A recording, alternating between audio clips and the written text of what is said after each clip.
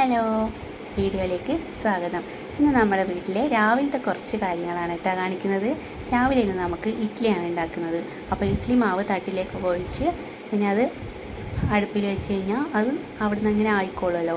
നമ്മൾ ആ ഭാഗത്തേക്ക് പിന്നെ കുറച്ച് നേരത്തേക്ക് നോക്കണ്ട. ആ സമയം കൊണ്ട് നമുക്ക് എന്ത് ചെയ്യാം, ചട്നിയൊക്കെ റെഡിയാക്കാം. ഇന്ന് നമുക്ക് തക്കാളി ചട്നിയും വെള്ള ചട്നിയാണ് ആക്കുന്നത്. തക്കാളി ചട്നിക്കുള്ള സാധനങ്ങളാണ് ഞാനിപ്പോൾ ഇവിടെ എടുത്തു വെച്ചത്. അതൊക്കെ അരിഞ്ഞ് കുക്കറിലേക്കിട്ട് വിസിലൊന്നും വരുത്തേണ്ട ആവശ്യമില്ല. ഞാൻ ജസ്റ്റ് കുക്കറിലിട്ടിട്ട് ഒന്ന് വഴറ്റിയെടുക്കുന്നത് മാത്രമേ ഉള്ളൂ. ഉള്ളി, തക്കാളി, പച്ചമുളക്, ഇഞ്ചി, വെളുത്തുള്ളി, കറിവേപ്പില, ഇത്രയും സാധനങ്ങൾ കുറച്ച് എണ്ണ ഒഴിച്ച്, വെളിച്ചെണ്ണയാണ് ഞാൻ ഉപയോഗിക്കുന്നത്. വെളിച്ചെണ്ണ ഒഴിച്ച് നല്ലതുപോലെ ഒന്ന് വഴറ്റിയെടുക്കുക. തക്കാളി നന്നായി ഉടയുന്ന രീതിയിൽ വഴറ്റുന്നതാണ് എനിക്കിഷ്ടം. അതായത് തക്കാളിയുടെ പച്ചച്ചവ എനിക്ക് ഇഷ്ടമില്ലാത്തത് കൊണ്ട്. പിന്നെ ലാസ്റ്റ് അതിൽ കുറച്ച് തേങ്ങയും കൂടി, ഒരു പിടി തേങ്ങ, ഒരുപാട് വേണ്ട, ഒരു പിടി തേങ്ങയും കൂടി ചേർത്ത് കഴിഞ്ഞാൽ കുറച്ചുകൂടി ടേസ്റ്റായിട്ട് എനിക്ക് തോന്നാറുണ്ട്.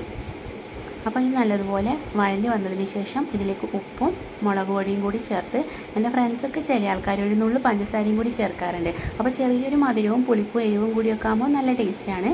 ഞാനിപ്പോൾ ചേർക്കുന്നില്ല, ചേർത്തിട്ട് കഴിച്ച് നോക്കിയിട്ടുണ്ട്, ടേസ്റ്റ് ഉണ്ട്. ഇതൊക്കെ ആയതിനു ശേഷം ചൂടാറിക്കഴിഞ്ഞതിന് ശേഷമാണ്, അതായത് നല്ല ചൂട് മാറിയതിന് ശേഷം ഒരു പിടി തേങ്ങയും കൂടി ചേർത്ത്, ചെറിയ ചൂടിൽ ഒരു പിടി തേങ്ങയും കൂടി ചേർത്ത് ഒന്ന് മിക്സ് ചെയ്ത് വെക്കുക. പിന്നെ അത് നല്ലപോലെ ചൂടാറിയതിന് ശേഷം മിക്സ് ചെയ്തിട്ട് അരച്ചെടുത്ത് കഴിഞ്ഞാൽ മതി.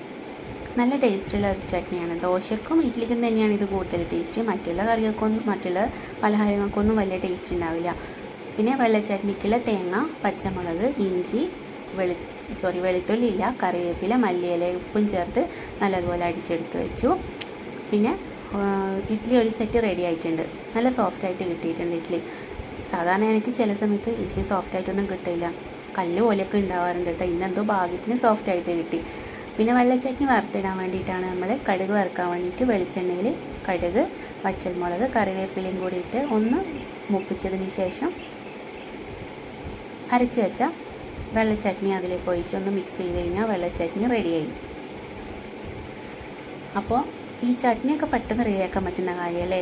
ഈ ദോശയും ഇഡ്ഡലിക്കൊക്കെ ചട്നി തന്നെയാണ് കൂടുതൽ ടേസ്റ്റായിട്ട് എനിക്ക് തോന്നിയിട്ടുള്ളത്. അപ്പോൾ വെള്ള ചട്നി അവിടെ റെഡിയാക്കി വെച്ചിട്ടുണ്ട്. ഇനി നമുക്ക് തക്കാളി ചട്നിക്ക് അരക്കണം. അത് നമ്മൾ ചൂടാറിയിട്ടേ ഉള്ളൂ. അത് നമ്മൾ മിക്സിയുടെ ജാറിലേക്കിട്ട് നമുക്ക് അതും കൂടി അരച്ചെടുത്ത് കഴിഞ്ഞാൽ തക്കാളി ചട്നി റെഡിയായി. ചില ആൾക്കാർ ഇത് കടുക് വറുക്കാറുണ്ട്. ഞാനിത് കടുക് വറുച്ചിടുന്നൊന്നുമില്ല കേട്ടോ. അത് അല്ലാതെ കൂട്ടാനും നല്ല ടേസ്റ്റാണ്. രണ്ട് ചട്നി ഉണ്ടാകുമ്പോൾ കുറച്ചുകൂടി ടേസ്റ്റാണ്. നേരെ ഒരു കട്ടൻ കാപ്പി കുടിക്കാമെന്ന് വിചാരിച്ചു. ഞാൻ കട്ടൻ കാപ്പിയൊക്കെ തിളപ്പിച്ചിട്ടുണ്ട്. ഇനി കാപ്പി കുടിച്ചിട്ട് വേണം ബാക്കിയുള്ള പണികളൊക്കെ ചെയ്യാൻ വേണ്ടിയിട്ട്.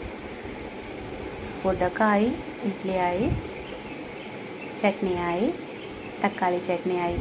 പക്ഷേ കഴിക്കാനായിട്ടില്ല. അതിന് മുന്നേ വലിയൊരു പണി ബാക്കിയുണ്ട് കേട്ടോ. കണ്ടോ, ഇത്രയും പാത്രങ്ങളുണ്ട് കഴുകിയെടുക്കാൻ വേണ്ടി. ഇതൊക്കെ അവിടെ വെച്ചിട്ട് എങ്ങനെ പോയിട്ട് ഭക്ഷണം കഴിക്കാനാ? സമാധാനത്തിൽ ഇരുന്ന് എന്തെങ്കിലും കഴിക്കാൻ പറ്റുമോ? ഇതൊക്കെ ഒന്ന് ഒതുക്കി വെച്ച് കഴുകി വൃത്തിയാക്കിയിട്ട് ഭക്ഷണം കഴിക്കാൻ ഇരുന്ന് കഴിഞ്ഞാൽ നല്ല സമാധാനത്തിൽ നമുക്കിരുന്ന് കഴിക്കാമല്ലോ അല്ലേ.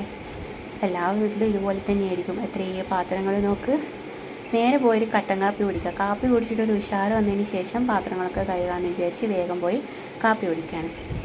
അതിനുശേഷം നമ്മൾ പാത്രമൊക്കെ കഴുകി വെച്ചതിന് ശേഷം ബ്രേക്ക്ഫാസ്റ്റ് കഴിക്കുകയാണ്. ഇഡ്ഡലി, ചട്നി, തക്കാളി ചട്നി. വീഡിയോ കണ്ടതിന് നന്ദി.